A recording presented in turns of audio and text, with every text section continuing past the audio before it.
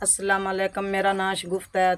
त्रै मेरे बच्चे ने ते इन्हां दा वालिद जेह्ड़ा ना फौत हो गया है। कदी किसी दे मकाना च होनी कदी किसी दे मकाना विच होनी। त्रै बच्चे ने, इन्हां दा पेट पालने वास्ते मेरे कोल कुछ भी नहीं। कदी किसी दा काम करने, कदी मेहनत मजदूरी लभ जाती है, कदी नहीं लभदी।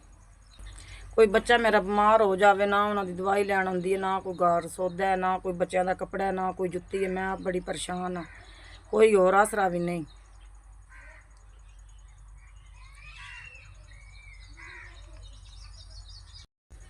पिछले दिनों मेरे बच्चे ने कुत्ता लड़ गया सी ते मेरे को इतना ना ही कराया बा जेड़ा मैं अपने बच्चे वैक्सीन लवा लवां। इतने हालात खराब आन। तुहाडा गल्लिया मैनू 10,000 रुपया लभ गया। अल्लाह पाक वसदे रहो, जींदे रहो। अल्लाह पाक तुहाडे बच्चों की जिंदगी करे। अल्लाह पाक तुहाडे सारियां दी जिंदगी करे। अल्लाह पाक तुहानू सुख देवे। अल्लाह पाक तुहाडा दित्ते कबूल करे। मेरे वीरां तुहाडा गल्लिया 10,000 रुपया मैनू लभ गया। मैं कोई अपने बच्चों वास्ते सौदा लै उसां दी, कोई इन्हां कपड़े लै दे सां, कोई जुत्ती लै दे सां, दवा दे सन। अल्लाह पाक वसदे रहो, जींदे रहो।